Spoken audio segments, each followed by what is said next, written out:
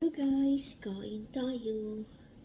Turmeric rice at saka ampalaya na maraming halo. Mayroong kiniling na baka,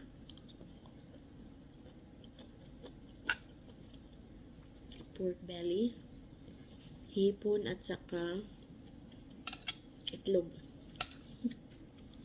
Kain tayo.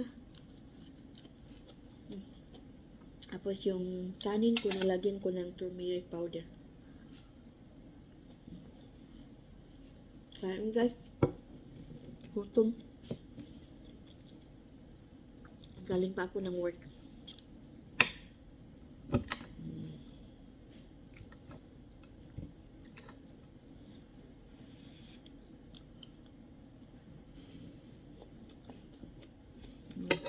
Ang sarap.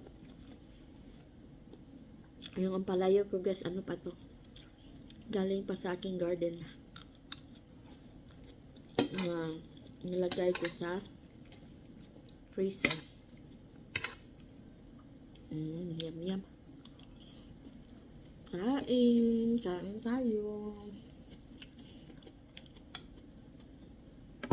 Bye bye. Thank you for watching. Bye.